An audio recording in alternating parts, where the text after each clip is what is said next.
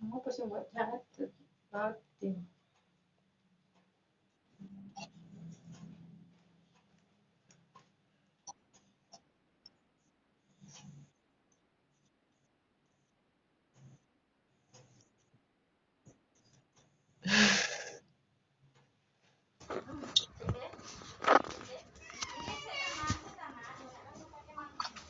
Pandemi itu merubah banyak hal. Masa pandemi itu menjadikan transformasi itu berjalan dengan sangat cepat. Pembelajaran secara normal yang namanya orang sekolah, yang namanya orang kuliah, itu ya berangkat dari rumah ke sekolahnya, berangkat dari rumah ke tempat kuliah di kelas-kelas. Tetapi karena alasan pandemi, pembatasan sosial dilakukan di mana-mana, orang tidak boleh berkumpul, itu merubah kebiasaan yang selama ini kita lakukan. Sehingga kuliah pun online, jual beli online, banyak hal itu dilakukan secara online. Itu transformasi besar, yang mana ke depan itu kita akan menghadapi lebih dahsyat lagi perubahan-perubahan yang ada. Begitu juga ini saya menegaskan kembali apa yang disampaikan oleh Wakil Gubernur kemarin. Saya tidak tahu mahasiswa di sini kemarin menyimak melalui YouTube atau tidak jalannya wisuda UNIM yang ke-18 kemarin. Saya ingin tanya, kemarin menyimak wisudanya nggak? Kalau hadir kan nggak mungkin, bisa lihat YouTube nggak? Saya ingin tanya, jawab aja. Mbak Nikmah, saya tanya, kemarin boten Pak, mengikuti wisuda gimana? boten. Mungkin yang lain juga tidak, ya, karena dibatasi yang masuk ruangan tidak boleh. Tapi itu disiarkan secara live di akun YouTube-nya UNIM. Kemarin dalam sambutannya Pak Wagub, Wakil Gubernur kita ya Pak Emil Dardak, menyatakan bahwa sekarang ini perubahan dunia sulit untuk diprediksi. Ya. Jangan membatasi diri. Orang itu berkarya hanya di bidang keahliannya atau di bidang sesuai ijazah. Tidak bisa kita seperti itu. Artinya begini, kalau memang prodi kita adalah prodi pendidikan agama Islam, maka sudah selayaknya kita itu menjadi guru atau pendidik pada mata pelajaran PAI. Atau kalau di lembaga madrasah itu ada Quran hadis, ada kitab fikih, SKI. Dalam transformasi dunia yang serba cepat, jangan membatasi hanya itu. Sekarang ini orang PAI atau orang ekonomi itu bisa dia berkarya nanti setelah mendapatkan jasa, setelah lulus, di luar kompetensi prodi yang dipelajarinya selama ini. Gitu ya. Nah, terus lantas muncul pertanyaan, apa gunanya kita belajar selama 4 tahun, dididik kita untuk berkompeten menjadi tenaga pendidik. Kalau nanti ujung-ujungnya tidak menjadi pendidik atau tidak menjadi guru. Maka jawabannya adalah perkuliahan itu membekali mental, membekali karakter. Sementara nanti di dunia luar sana, ya, di dunia luar setelah kita terjun, betul-betul terjun dalam masyarakat, kita mempunyai ijazah, itu tidak seperti yang kita prediksi, tidak seperti yang kita bayangkan sebelumnya. Semuanya itu serba cepat perubahan. Di sana sangat mungkin kemungkinan terjadi di luar prediksi kita. Makanya sekarang itu muncul kurikulum yang namanya MBKM. Saya ingin tanya, pernah dengar nggak namanya kurikulum MBKM? Merdeka Belajar, Kampus Merdeka. Pernah dengar ya? Yeah. Saya tanya kepada Alfiansyah, pernah ya? Iya, pernah. Alhamdulillah, ya. Pernah aja nggak apa-apa. Pelajar. Nanti pada materi kita perbandingan pendidikan yang terakhir, saya juga akan memasukkan Merdeka Belajar. Kampus Merdeka itu pada pembahasan. Saya tidak tahu itu kelompoknya siapa. Kalau nggak salah kelompoknya Bu Wulan. Nanti akan membahas tentang kurikulum MBKM.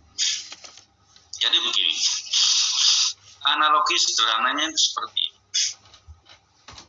Kalau kurikulum dulu ya, itu mempelajari siswa-siswi kita berenangnya di kolam renang. Ya, berenangnya mengajari siswa-siswi agar dia bisa berenang, itu belajarnya di kolam renang. Kurikulum dulu. Kurikulum sekarang mengajari siswa-siswi kita agar dia bisa berenang itu bukan di kolam renang, tapi di laut. Ya, laut itu artinya apa? Dia samudra yang sangat luas. Hampir tidak ada tepinya ya. Lautan ini sangat luas. Sehingga pada waktu kuliah itu mahasiswa tahu betapa sulitnya berenang, apa saja tantangannya, ya, bagaimana derasnya gelombang, bagaimana cara kita mencapai bibir pantai. Nah, dilatih dua. Kalau belajar renangnya hanya terbatas di kolam renang, ya itu saja kemampuannya. Tetapi kalau belajar renangnya di laut, maka sejak awal sudah dilatih untuk mengarungi gelombang samudra. Itulah gelombang kehidupan, ujian kehidupan yang sebenarnya. Jadi nanti pada kurikulum MBKM ini, kalian ini mungkin angkatan terakhir ya. Di bawah kalian itu sudah MBKM. Nanti pada kurikulum MBKM ini, mahasiswa itu dibebaskan untuk kuliah di luar prodinya. Ya. Kalian senang keilmuan apa? Misalnya gini, Pak, saya ini kuliah PA, tapi saya punya bakat di bahasa Inggris. Saya senang mata kuliah bahasa Inggris. Saya mempunyai kemampuan conversation yang bagus bahasa Inggris. Oke, silakan kuliah di bahasa Inggris. Prodi akan mengizinkan kalian kuliah di bahasa Inggris. Nanti kuliah kalian di bahasa Inggris itu, mata kuliahnya itu bisa dikonversi.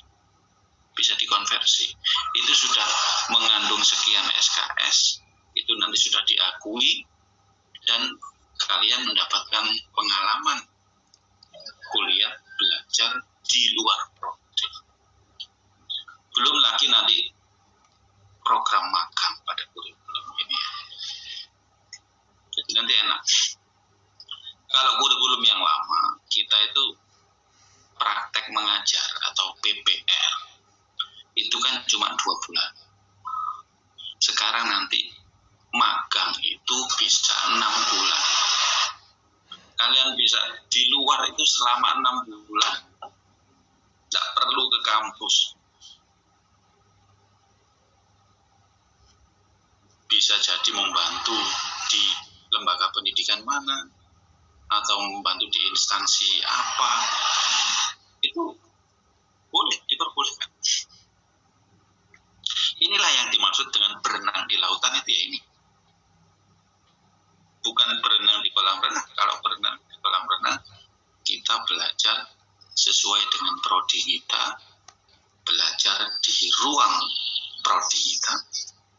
Tetapi sekarang dibebaskan nanti selama 6 bulan atau 1 semester, boleh magang, boleh keluar, dan itu nanti diakui sebagai akan dikonversi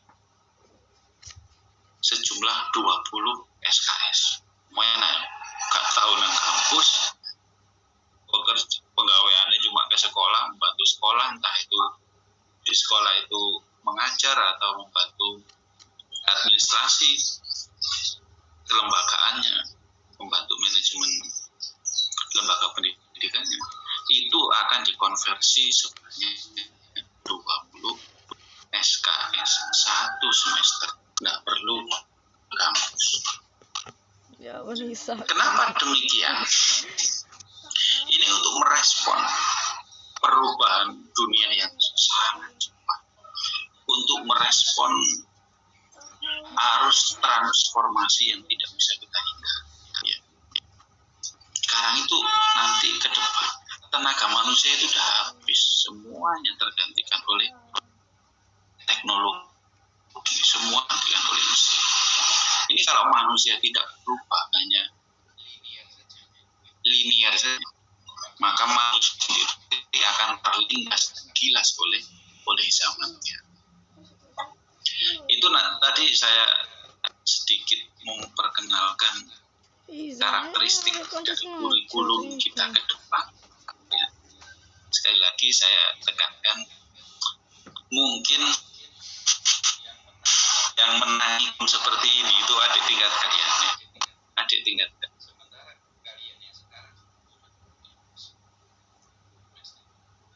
Apa ya? Itu tidak menang.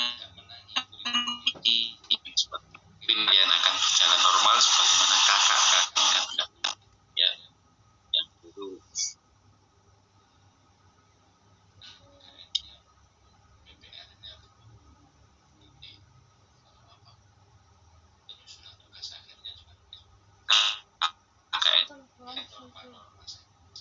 ini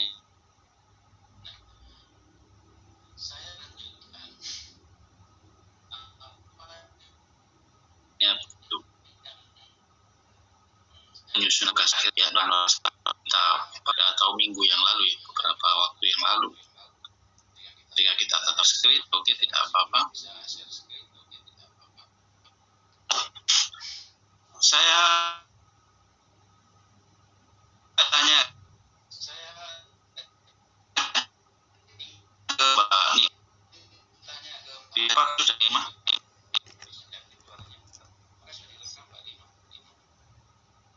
Sudah direkam. Empun, Sudah direkam. Alhamdulillah. Saya melanjutkan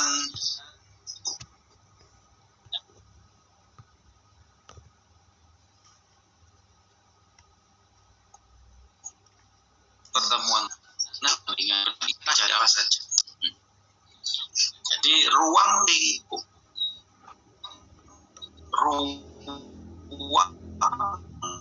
kajian dari pendidik negara lain dan penilaian tentang pendidikan di negara lain, misalnya di Malaysia atau di Singapura, itu menjelaskan bagaimana sistem pendidikan yang ada di sana. Kemudian disertai dengan penjelasan masalah pendidikan. Itu apa saja, itu bagaimana. Karena begini ya, saya perkenalkan sedikit ya. Di dunia ini sistem pendidikan yang terbaik itu ada di negara Finlandia. Finlandia diakui mempunyai sistem pendidikan yang sangat luar biasa. Sistem pendidikannya dianggap sukses, dianggap berhasil. Sehingga muncul pertanyaan, apa sih sebenarnya yang terjadi di Finlandia? Kenapa mereka bisa dikatakan punya sistem pendidikan yang terbaik di dunia ini? Jadi begini ya, saya pernah menelusuri untuk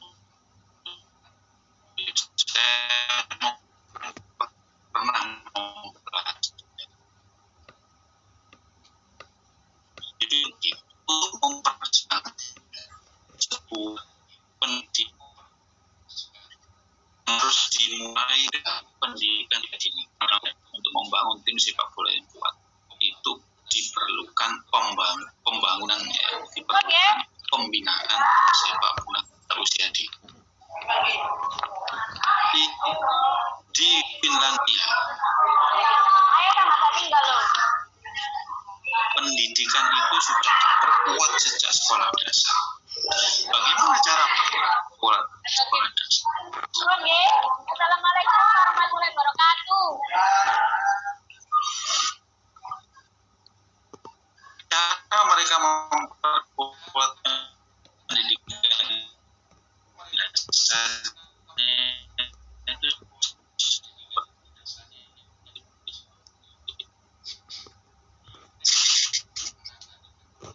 mereka itu kena diskusi itu sana. Jadi dinaik mereka memakai daripada seorang kebalik ya dengan di negara ini. Kalau di sini Tolong siapa grup sing guru sekolah nurine dasar itu dia MST sing ngarepes anak 93 guru yang SD ngomong gak tadi keren dimut ya. Agak iso salah ngerekam. lihat itu dokter pas keren gajinya gede Ya sik dimut lho. hidupnya sempurna lah dokter Oh, wis. bersih rapi duitnya banyak pasiennya banyak. Di Finlandia tidak seperti itu. Gaji guru SD lebih gede daripada seorang dokter. Luar biasa. Di sana kalau sudah menjadi guru SD itu profesi yang sangat dihormati. Gajinya sangat tinggi. Tapi ya begitu. Cara masuknya, seleksinya ini luar biasa ketat.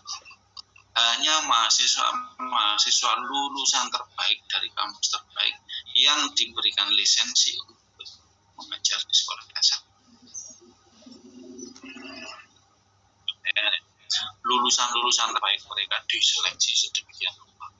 Nah, kemudian orang-orang yang terbaik ini disuruh mengajar di SD. Karena mereka beranggapan masyarakat atau orang itu akan bisa dididik dengan baik manakala itu dilakukan sedini sejak dini. Dari proses pendidikan itu ada di sekolah dasar. Itu satu hal. Ada hal lain di Finlandia itu yang menjadikan pendidikan mereka luar biasa. Dan itu berbeda dengan yang kita kenal dalam sistem pendidikan kita. Contohnya seperti ini. Di Finlandia tidak diperbolehkan seorang guru memberi PR.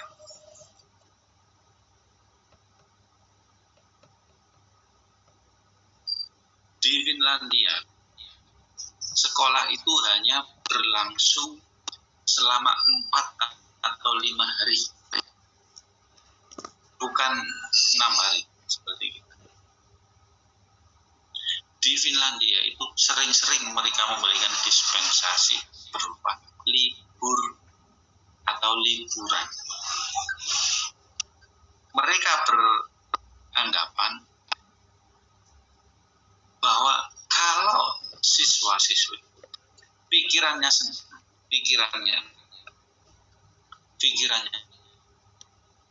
fresh, dengan baik, mereka bisa belajar dengan maksimal. Berbeda dengan kita ya. Ini pengalaman saya itu.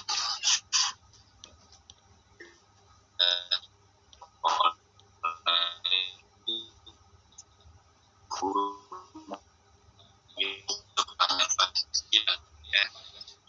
kalau SD itu pulang kuliah paling nggak pulang sekolah jam 1 jam.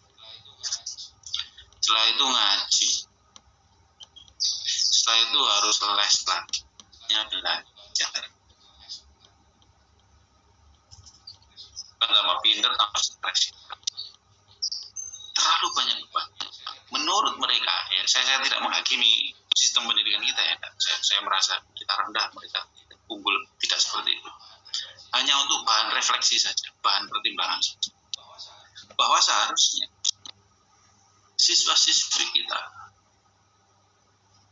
itu dalam kita mengawal pembelajaran, mereka itu merasa senang, mereka merasa happy, mereka tidak merasa tertekan. Nah, ini yang saya pelajari, saya baca, saya kaji terus. Kenapa Finlandia bisa seperti itu?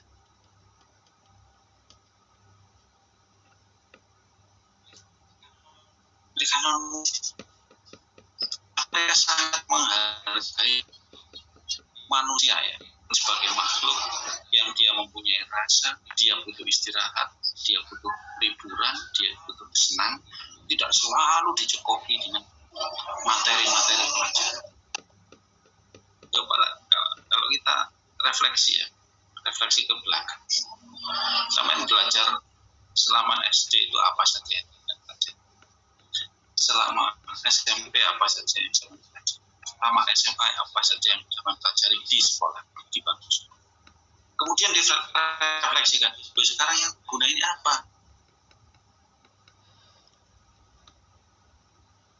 Yang berguna bagi kehidupan, yang menunjang kualitas kehidupan kita itu apa? Insya Allah 90% dari yang kita pelajari kita lupa. Nggak tahu bekasnya sekarang itu apa. Sekali lagi saya katakan, saya tidak bermaksud apatis ya, tidak. Tetapi lebih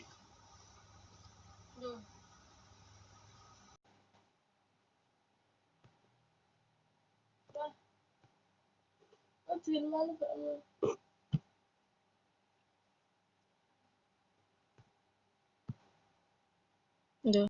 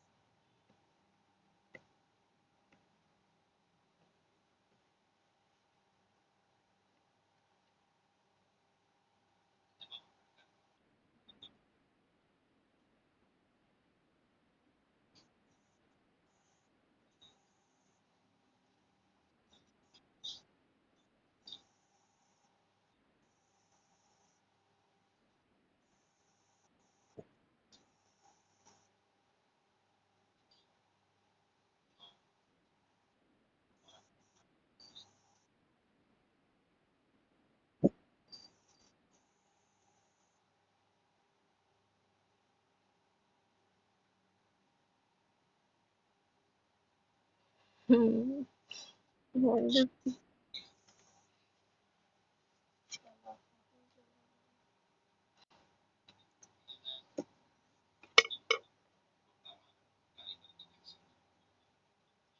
Astagfirullahaladzim.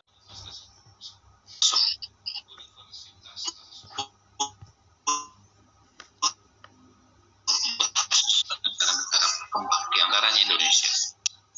Saya lihat siapa sih yang bisa menembus ke sana, siapa sih yang dari sana, siapa dari warga negara mana. Ada yang dari Indonesia, ada yang dari Myanmar, ada yang dari Afrika, dari negara-negara di Asia Tenggara, yang rata-rata mereka itu berasal dari negara berkembang. Banyak sekali.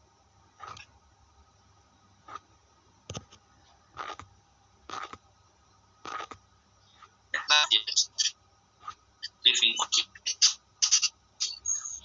saya tanya langsung mahasiswa dari yang dapat destination living cost-nya gimana sih? Untuk uang bulanan aja itu kalau di rupiah atau yuan, kalau di rupiah sekitar 7,5 juta sampai 10 juta per bulan. Tapi mereka hidup di sana ya, bukan hidup di sini. Itu untuk hidup di sana itu pas-pas. Ya cukuplah untuk mahasiswa. Mereka bisa masak sendiri, mereka tinggalnya juga gratis. Mereka tinggalnya di dormitory ya, kalau bahasa Inggrisnya. Kalau di sini mungkin asrama. Jadi kampus menyediakan dormitory, menyediakan asrama kepada mahasiswa dari seluruh dunia, kuliahnya digratiskan. Tiap bulan mereka mendapat living cost. Mereka mendapat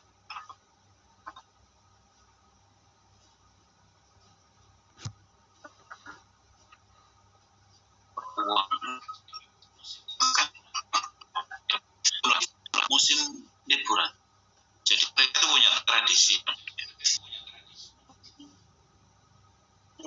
Mereka itu kalau kerjanya luar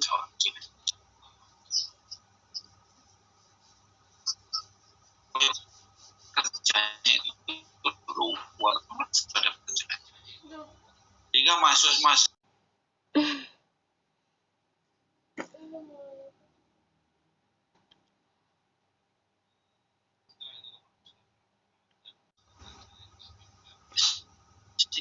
sore bisa sampai penuh. Jadi hidupnya penuh.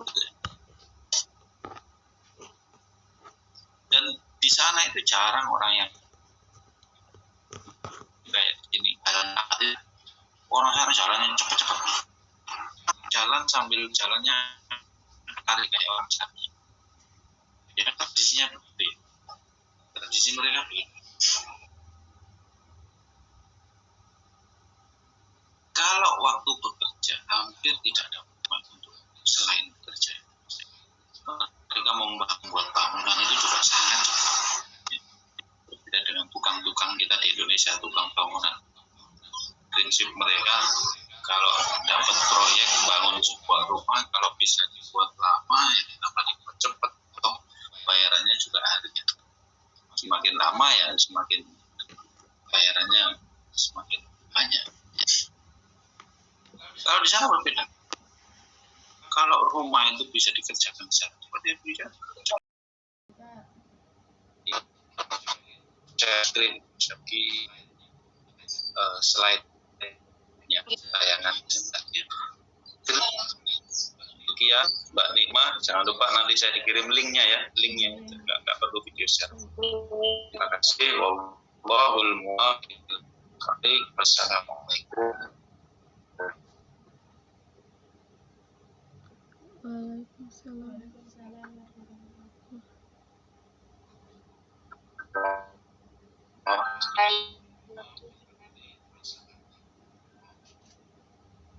Waalaikumsalam warahmatullahi wabarakatuh.